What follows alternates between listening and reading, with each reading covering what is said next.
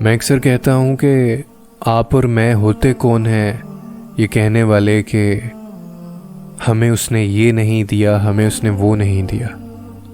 تمہیں تو خبر بھی نہیں ہے کہ اللہ تمہارے لیے کیسے کیسے ذریعے بناتا ہے۔ تمہیں تو آخری وسیلہ لگ رہا ہوتا ہے کہ اصل میں وہ تو اللہ کے وسیلوں کا آغاز ہوتا ہے، کیونکہ تم اس کی صلاحیتوں کا گمان نہیں کر سکتے۔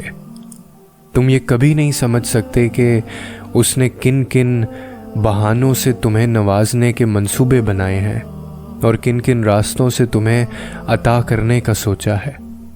اور اس کی سب سے بڑی دلیل تہجد ہے کہ اللہ نے یہ ایسی نماز بنائی جس کا صلہ صرف اور صرف عطا ہے۔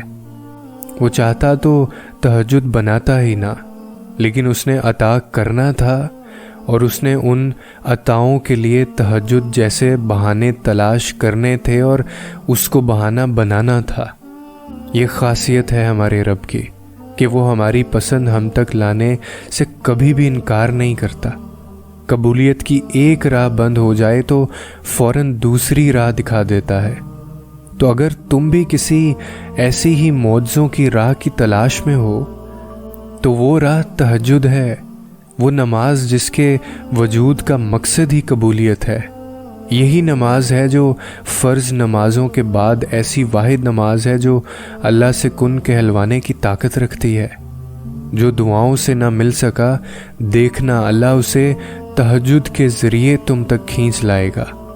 تہجد تو بس بہانہ بناتی ہے یا بہانہ بنتی ہے، ورنہ کن کے فیصلے تو کیے جا چکے ہوتے ہیں۔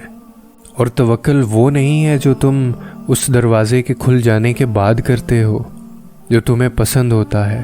توکل تو وہ ہوتا ہے جو تم اس دروازے کے بند ہو جانے کے بعد بھی کرتے ہو، جو تمہاری آخری امید تھا۔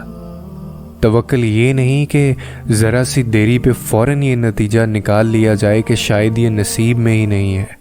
توکل تو بس انتظار کرنا ہے، پھر چاہے کتنا ہی وقت کیوں نہ لگ جائے۔ تمہارا اپنی دعاؤں پہ ایمان ہی اللہ پہ رکھے ہوئے یقین کی دلیل ہے۔ جب تم اللہ سے مانگتے ہو اس حقیقت کے باوجود بھی کہ جو تم مانگ رہے ہو اس کا ملنا ناممکن ہے، تب اللہ تمہارے نصیب پر تمہارے ایمان کو فتح دیتا ہے۔ بس تمہیں اتنا یاد رکھنا ہے کہ اللہ تمہارے دل میں کچھ نہیں ڈالتا سوائے اس کے جو وہ تمہیں دینے کو تیار نہیں ہے۔ کچھ بھی تمہارا یا تمہارے دل کا حصہ نہیں بن سکتا جب تک اللہ کا حکم نہ ہو۔